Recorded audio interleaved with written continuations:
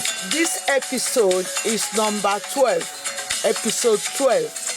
In the 7th century, Africa attracted outsiders because of its wealth, beauty, and trade. In this episode, we look at how an African culture known as the Swahili civilization arose along the continent's Indian Ocean coast with the arrival of the Arabs. And we also see how the Arabs began an international trade in enslaved Africans, centuries before the transatlantic slave trade.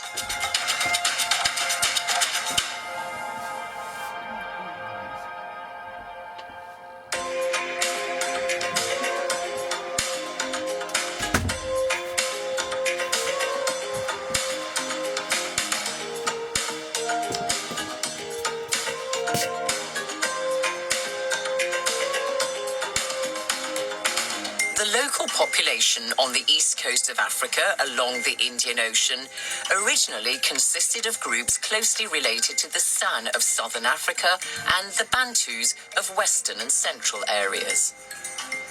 This coastline stretches for more than 3,000 kilometers, so historically it was a gateway. The coast of Africa is accessible from the interior of the continent and from the exterior across the Indian Ocean. This helped foster links with both India and the Arab world.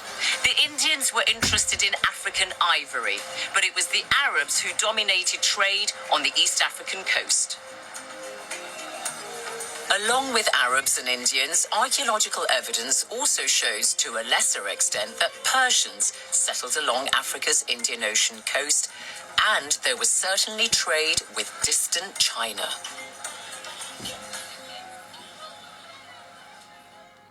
The Arabs also went to Africa via the Red Sea and across the Mediterranean into North Africa and west through the Sahara Desert. But in this program, we focus on their arrival in the coastal settlements of the Indian Ocean, in modern-day Mozambique, Kenya, and Tanzania. The Arabs who came here were mostly from Oman in the Gulf and the Arabian Peninsula. Between the 9th and 14th centuries, 8 major Swahili trade ports became established: Mogadishu, Lamu, Malindi, Mombasa, Zanzibar, Kilwa, the island of Mozambique, and Sofala. They were like stepping stones along the Indian Ocean. Arabs settled in these coastal areas, which became vibrant and rich. And at different times throughout the centuries, one of these trading centers would dominate over the others. Maurizio Regulo teaches history on the island of Mozambique and says Africans mixed immediately with the Arabs. Alguns iam criando aquelas questões que chamamos por concubinagem, não é? Árabe vinha para aqui com o seu negócio, chegava aqui, conhecia uma mulher e quando vinha na próxima vez, eles sabiam onde hospedar-se. I set off to find out more about this culture. First to Lamu Island in Kenya, close to the border with Somalia. I'm lucky enough to sit in the cockpit with the pilots on the journey from Nairobi, a friendly pair. Sadly, they could not fix the weather. Too much cloud and rain meant Lamu was not visible from the air, despite the best efforts of the somewhat manic windscreen wipers on the plane. Well done, Nick. For one of them, it was just too much.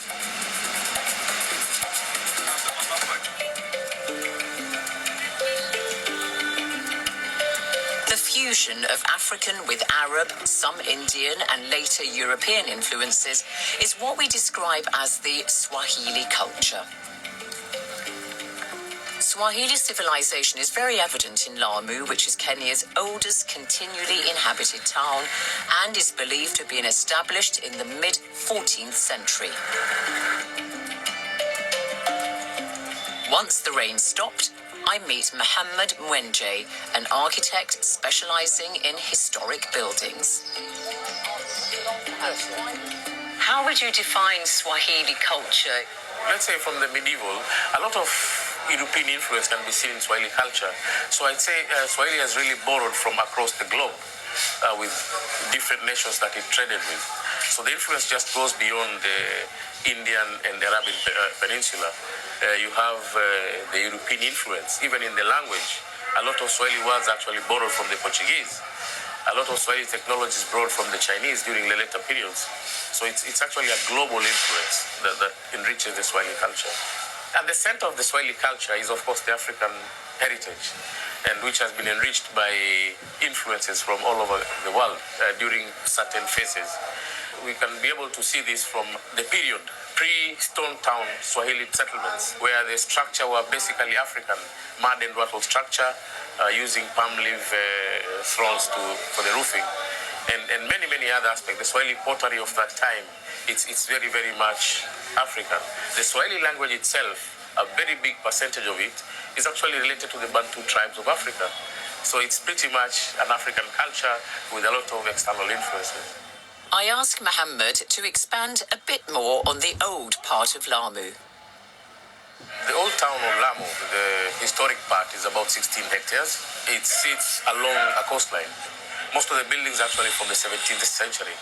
And Lamu actually starts off as two independent settlements, one in the north, one in the south, which are dated around the 13th century. And eventually, sometime probably during the 14th century, they start off the town as it sits today. It's one of several Swahili coastal settlements along the east coast of Africa. How would you describe their uniformity? Is there something which is the same about all of them, or are they very different? What is common, or you might find in many of the Swahili settlements, is the urban structure. You have towns like Lamu with a linear structure, thus they are lined along the coastline. And then you have some with a nuclear structure, where you have a mosque, probably a Friday mosque in the middle, and the settlement is built around it. That's a very common feature of the Swahili settlements. You can actually tell from the building technology of that time that they were probably sharing ideas. You find the deco in the North Swahili settlements very similar to what you find in Kilwa.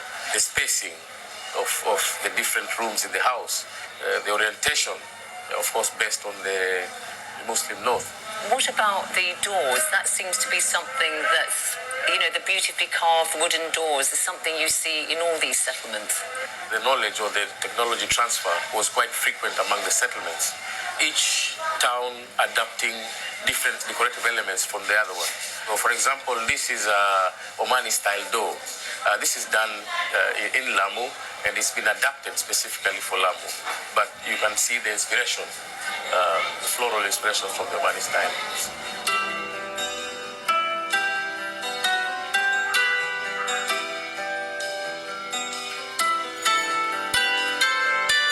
Also in Kenya, just over 100 kilometers north of Mombasa, is Malindi.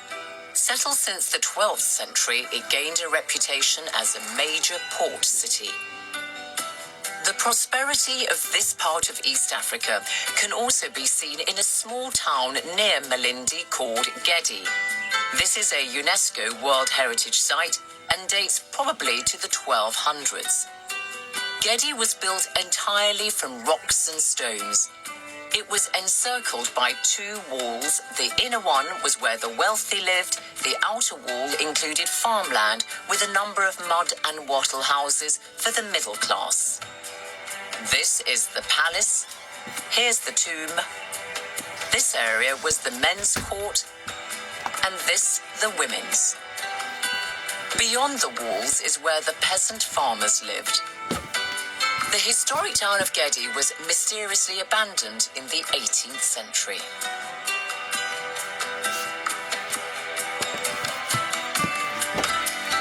One of the most magnificent of the Swahili historic sites is another UNESCO World Heritage Site, Kilwa in modern-day Tanzania. Today it may be in ruins and uninhabited, but its maze of fine buildings, some dating back to the 10th century, show this was once a thriving port city. Goods like gold and ivory from the interior of Africa were transported through its winding, narrow alleys. From the 14th century, Kilwa took control of the gold trade in the region and became very powerful and wealthy.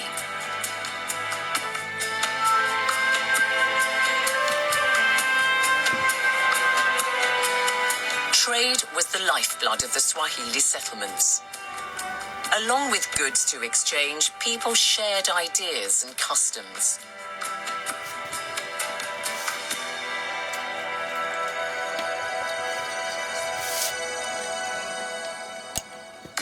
Amira Said Muslim is a guest lecturer on Swahili civilization at several universities across Kenya and also in Europe and the United States.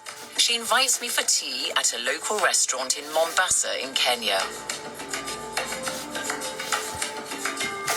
She speaks in Swahili, which borrows a large number of words from Arabic.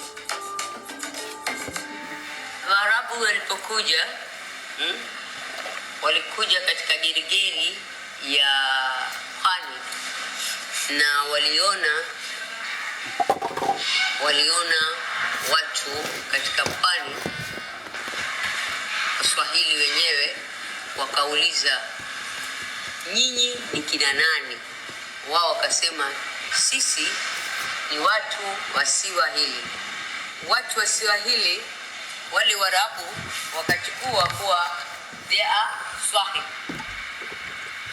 Na vile vile Waarabu wakawa wametaka wanawake kuwaoa, wakawaoa wanawake wa Kiswahili. Wanawake wa Kiswahili wakazaa nao, na kila kitu ambacho wanafanya Kiswahili wenyewe wanajua. Watu wengi wa upande wa bara walikuja kwa Swahili, na zamani ukiwa wewe ni Mswahili na unataka kuwa Mswahili, ni lazima uache mila, desturi yako, uingie katika Uswahili. Na pale Waswahili walikuwa wakibai, wakibai kwa huyu sasa amekuwa Mswahili, na kila kitu ambacho tunafanya sisi ni lazima yeye afahamishwe. Na marriage ambao ni harusi, ni lazima afanye harusi za Kiswahili na kualika community wote wa sisi tuko pamoja. It's too much. This is too much. No, it's good. I didn't know that it would be too much. Bismillahirrahmanirrahim. Alright, where are you going with my tea? She'll bring you more tea. As well as cultural and linguistic influences, there was, of course, religion, Islam. Muhammad Abdul Qadir and his family are from Lamu and live in the Old Town. At the time of filming, it's Ramadan and they invite me to break the fast with them. Luckily for me, Muhammad can speak good Arabic. انت اين تعلمت العربية؟ لا أنا ما عشت في السودان، في شمال السودان. يعني اللغة في المنزل. وانت كم عندك من الاولاد؟ 4 ما شاء الله، ولدان وبنتان. جزاك الله خير. It's not uncommon to find Swahili people who can speak Arabic, but the spread of Islam was much more extensive than that of the Arabic language.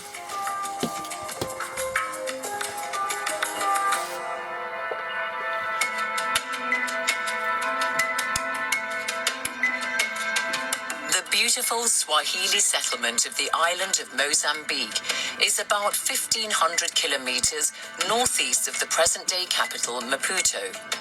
To reach it, you have to fly from there to the town of Nampula and then drive some distance to arrive on the island.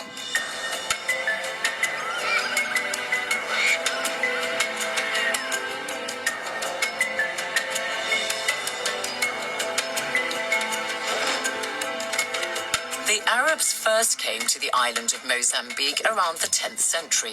In fact, some local sources suggest Mozambique is derived from the name of an Arab trader called Musa Bek.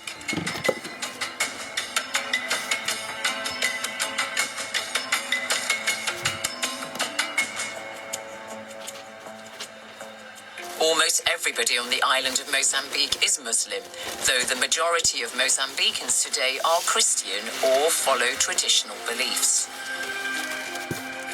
I want to get a sense of how the people on the island interpret their culture and religious practices. And I'm told there's one woman who's happy to meet me.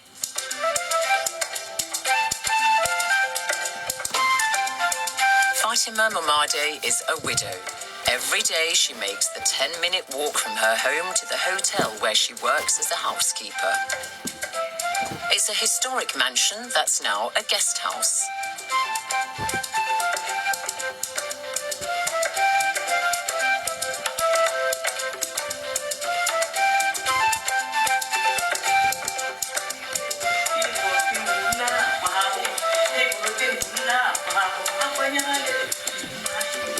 Fatima's passion is dancing.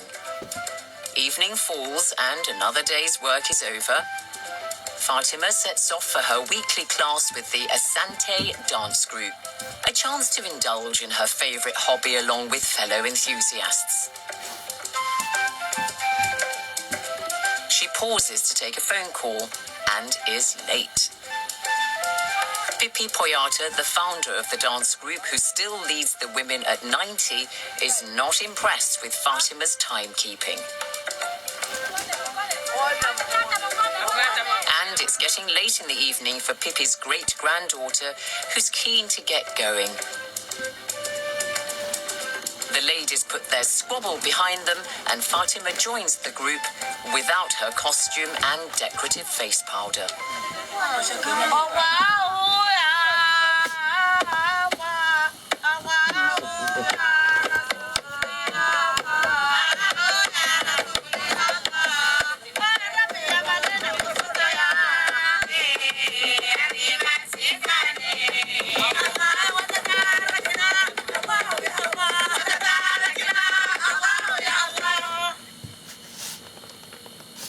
Later, Fatima, who's of course Muslim, invites me to her home and tells me that observance of the religion is as important today as it has been throughout the centuries. A neighbour, Ali, who speaks Arabic, is my interpreter. Fatima, I've noticed walking around the island of Mozambique that most of the women are wearing the hijab in some shape or form, or that their head is covered. Is that right? I mean, is that the correct perception? Atona hijab porque eles estão a desenvolver e já são muçulmanos. Estão a rezar. Diminuir coisas que faziam mal para a swali.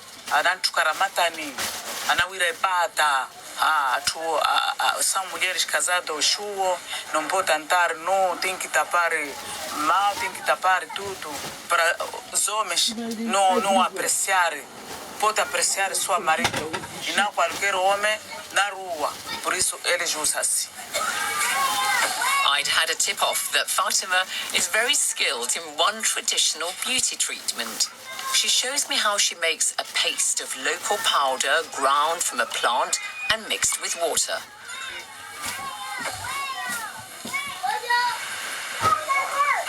Well, it feels quite cool. I have no idea what I look like, but it's certainly very soothing. Thank you. I'll put some on you now.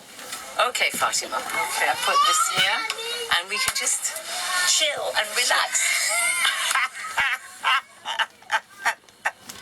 As my face mask dries, I continue chatting to Fatima about her life, family, and work.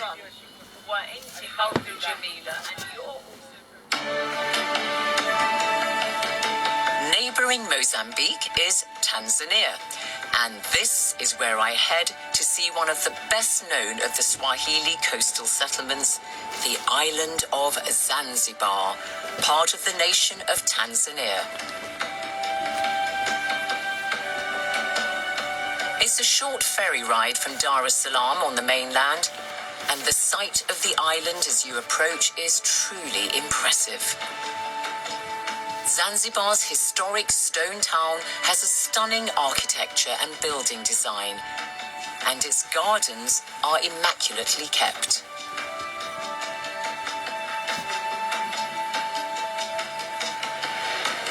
However, the impact of Arab culture on local African traditions had a very undesirable and ultimately tragic consequence, according to the Tanzanian historian Professor Felix Chami, who meets me in Zanzibar.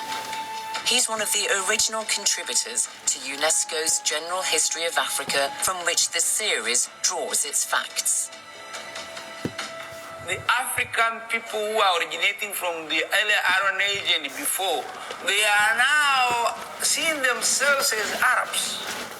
They are arguing that they are Arabs because of that control and influence of Arabs and Islam. They are Muslims, and for their mind to be a Muslim, it means you are an Arab. So that's a major problem in the history of the coast of East Africa, because now you are dealing with the people who identify themselves as foreigners. This identity and culture helped to greatly facilitate the Indian Ocean slave trade, as we see after the break.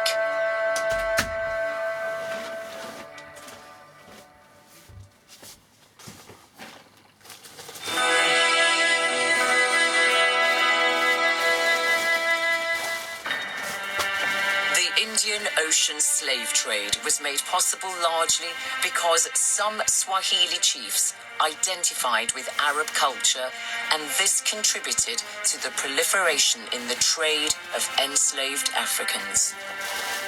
Although the Arabs also acquired slaves from India and Southeast Asia across the Indian Ocean, it was mostly Africans who were the victims. Exact figures are hard to ascertain, but it's believed in total around 14 million Africans were shipped out by the Arabs and their partners between the 7th and 19th centuries. This included all routes across the Indian Ocean, the Red Sea, the Mediterranean, and across the Sahara to North Africa. Most slaves went to Arabia, many ended up in Persia and the Indian subcontinent.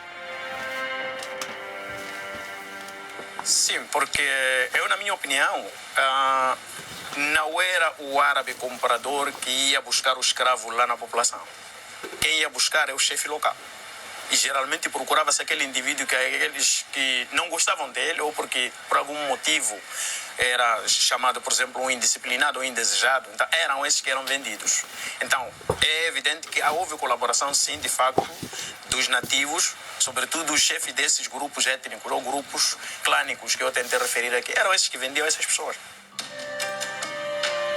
UNESCO's General History of Africa states that some Swahili chiefs were undoubtedly involved in acquiring slaves.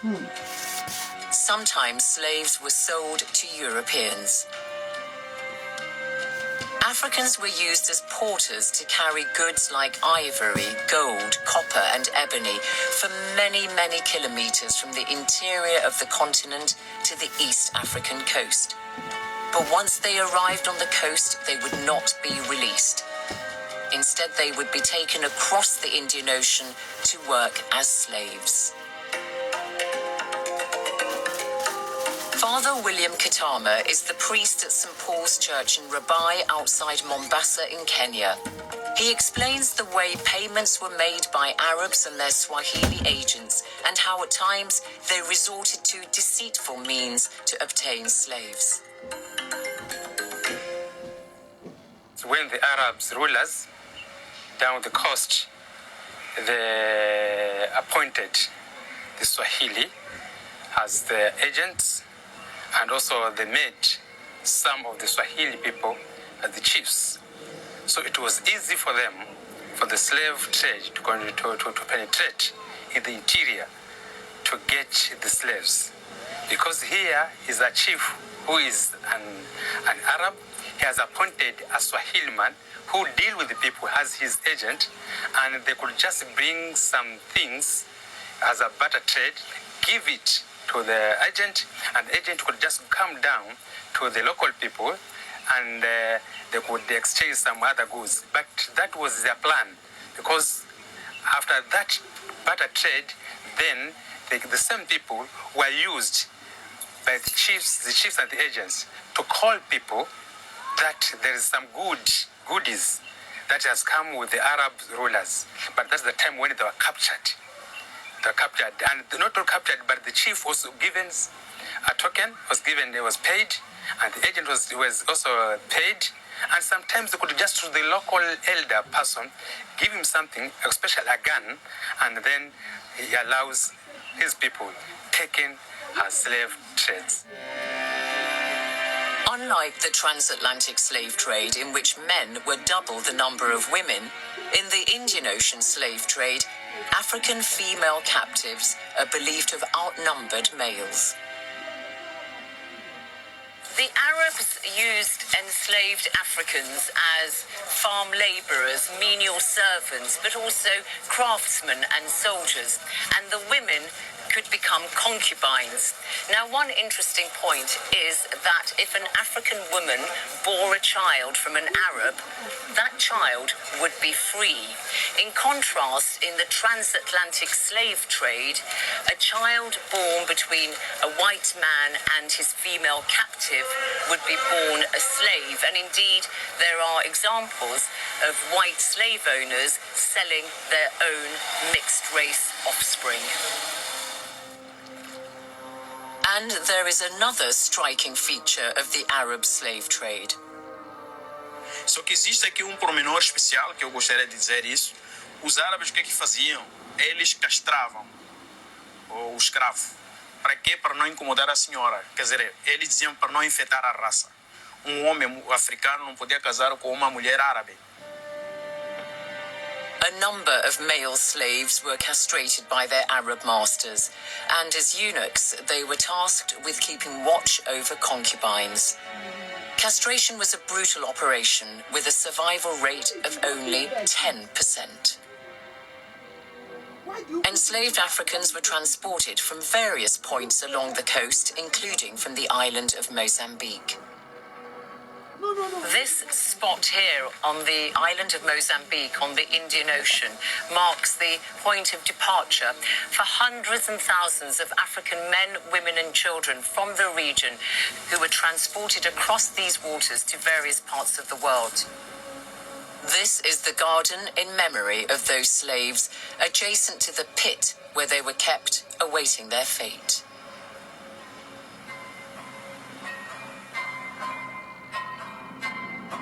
The Indian Ocean slave trade was boosted by the fact that from about the 1600s, Arabs from Oman were increasingly asserting themselves over local chiefs in Zanzibar. And so this became the main base for the Indian Ocean slave trade.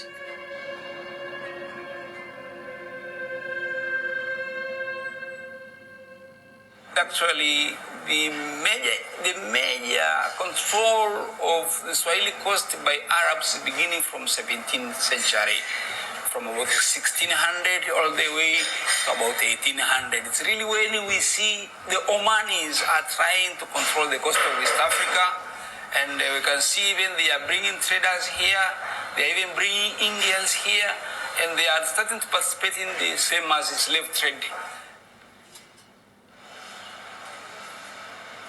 This is the site of the infamous slave market of Zanzibar. At the height of the Arab slave trade in the 19th century, thousands of Africans were sold from here into a life of servitude on the plantations in Zanzibar or were sent back to Oman. As slaves were transported down the coast, they were held at various points en route to Zanzibar. About 175 kilometers north of Zanzibar is the fishing village of Shimoni in modern-day Kenya.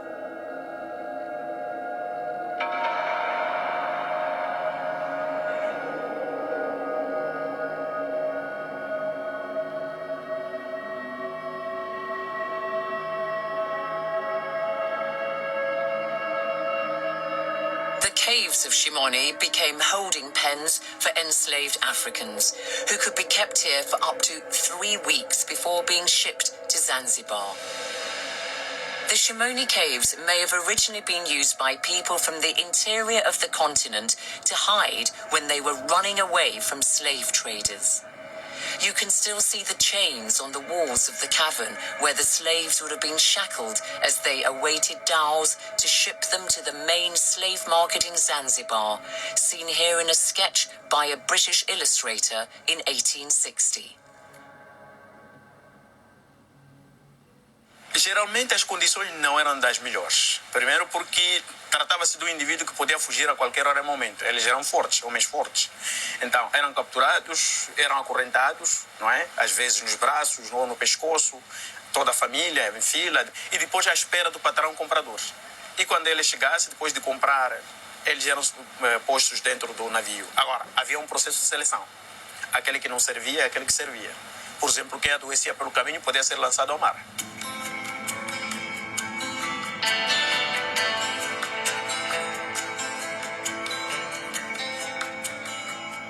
By the late 17th century, the Omani Arabs had become the dominant force on Africa's east coast along the Indian Ocean. They now governed most of the region through Swahili rulers. But the Omani Arabs did not enjoy uncontested power along the east coast of Africa. As well as local resistance, there was a rival power that had arrived sometime earlier in the region. The prosperity of the port cities of Africa's east coast had made them the object of European attention.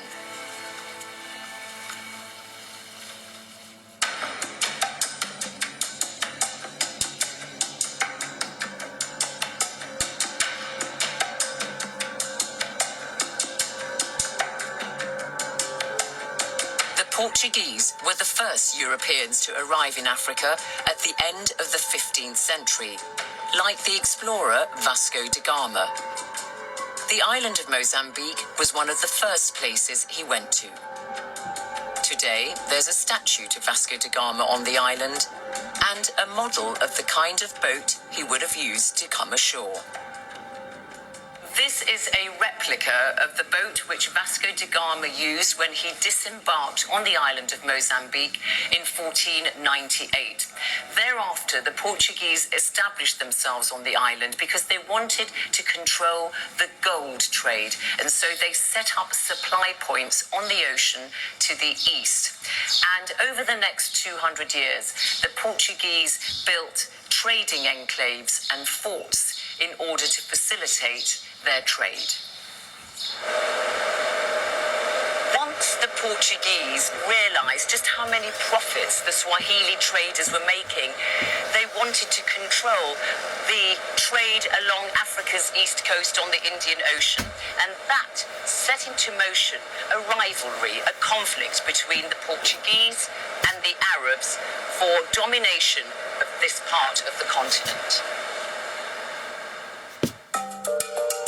The Portuguese launched attacks on these coastal towns from the early 16th century. Zanzibar put up fierce resistance. Lamu and Malindi capitulated and agreed to pay taxes and tribute to the Portuguese. On the island of Mozambique and at Sofala, the Portuguese had managed to maintain a good foothold from an early stage. In 1528, the Portuguese gained a big advantage in trade along the Indian Ocean. They succeeded for a time in seizing Mombasa, one of the richest of the Swahili coastal settlements. But their control was almost immediately contested by local African communities, Omani Arabs, and Ottoman Turks. In the late 15th, early 16th centuries, the Portuguese voyager Duarte Barbosa wrote of Mombasa, Mombasa is a place of great traffic and has a good harbor in which there are always moored small crafts of many kinds and also great ships, both of which are bound from Sofala and others which come from Cambay and Malindi and others which sail to the island of Zanzibar. late 1500s, the Portuguese initiated construction of Fort Jesus, which served as the center of their operations in East Africa for a century. Fort Jesus is one of the oldest European buildings in Africa. Its construction began about 1593 and still standing because it's pretty solid. At their widest, the walls are about 2.5 meters thick and it stands about 15 meters tall. And it overlooks the old harbour of Mombasa as it always has done. And after Fort Jesus, the Portuguese built more forts on Africa's east coast as they made steady gains along the coastline. On a very windy day, I meet Fatima Tiag, the curator at Fort Jesus. It was built by an Italian architect, and it has been built using the local material, which is coral with mud mortar and lime plaster. The architecture is unique, it's strong, and it has stood the test of time. It has been in existence for over 400 years. According to historians, the Portuguese recruited the local people, and they were supposed to have been paid in food rations. But we would assume that the local people may not have been too happy about that. Comfortably could say there was possibly an element of more convincing kind of labor. Fort Jesus was captured by the Omani Arabs in the first half of the 18th century, and Mombasa became part of the Sultanate of Oman. For the next 100 years, the Arabs were dominant here. In 1804, a new Omani Sultan, Sayyid Said, came to power. In 1840, he moved his capital to Zanzibar and expanded his reach across Africa's east coast. He established the clove plantations for which Zanzibar is still famous. Most markets on the island are full of spices like cloves. Sultan Said built a palace for himself known as the House of Wonders. It was the first building in Africa to have an electric lift. And if you wander around it, you still get an idea of the opulent style in which the Sultan and his family lived. Under Sultan Said, the slave trade out of East Africa greatly increased. Many thousands of captives died on the long walk from the interior to the coast. One of the best known of the Swahili slave traders who served the Sultan was Tipu Tip. He was born in Zanzibar but established himself in Central Africa in what became the Democratic Republic of the Congo. His activities in the Congo are notorious and well recorded, as Professor Nziem from Kinshasa University in the Congo sets out. Bon, il ne faut vraiment pas qu'il y ait de la confusion là-dessus. Le phénomène dit typotype, n'est-ce pas, il s'appelait Ahmed Ben Mohamed El Mojebi. Typotype, c'était un surnom. C'était son surnom. Bon, là, c'est la situation de Zanzibar. Zanzibar, au début du 19e siècle, le sultan d'Oman, qui s'est installé là-bas, fait des plantations de girofléliers. Et il a besoin de la main-d'œuvre. Et puis donc, il faut de la main-d'œuvre. On va commencer à chercher de la main-d'œuvre de proche en proche à l'intérieur du pays. Et puis, on va découvrir que l'ivoire se vend bien en Inde. Et que Zanzibar devient même un grand marché d'ivoire. Alors, à ce moment-là, et à ce moment-là seulement, maintenant, il va y avoir ce phénomène. C'est-à-dire que les commerçants se trouvant à Zanzibar vont avoir eux aussi leurs intermédiaires métis africains. Et c'est le cas des Swahili, des Arabo-Swahili. Et Typotype est le plus grand parce qu'il parviendra à aller au-delà du Tanganyika, que dis-je, au-delà de l'Omami, de la rivière Lomami, pour chercher des esclaves, et spécialement des porteurs de l'ivoire pour les amener là. The Indian Ocean slave trade is a tragic part of Africa's history. The memory of it is alive and embedded in African culture and consciousness. The head of UNESCO in Mozambique at the time of filming says there are mixed feelings about the arrival of the Arabs. The ambivalence is definitely the issue of bringing in religions as Islam, as a peaceful religion, but at the same time, the issue of selling human being definitely for individual, I would say, benefit or profits. So this is really a major ambivalence that perceived and is still there, and today is more perceived. And although it's not highlighted as such, but this is an area where we need to dig in terms of research to better understand the role of those Arabs. On the beach on the island of Mozambique, Fatima and her friends at the Asante dance group demonstrate this collective memory through some of their dances. That ambivalence which Dr. Musa mentions is evident. Whilst happy to be Muslim, there is clearly resentment at the enslavement of their ancestors by Arabs and their partners. This dance depicts how an Arab slave trader might have wanted to punish people by whipping them with ropes. Here, one of the dancers is wearing an Arab hat representing a slave master. And in this dance, one of the women faints because her soul has been taken by an Arab who wants to assume her place in the dance. That is a metaphor for displacement. The Indian Ocean slave trade began to recede from the 1800s with the emergence of Imperial Britain as a power on the east coast of Africa. By the late 19th century, the region was mostly under British control, though the Portuguese managed to retain their hold on what became Mozambique. The era of the Europeans was by now firmly established. The arrival of the Arabs on Africa's east coast represents a significant chapter in the continent's history. It marked the first time that Africans were captured and sold in an extensive slave trade. But that is not all. It also redrew the identity of the east coast of Africa, with Arab and Muslim heritage becoming inextricably linked with that of indigenous Africans, creating a rich culture. When it comes to considering the Swahili civilization in East Africa along the coast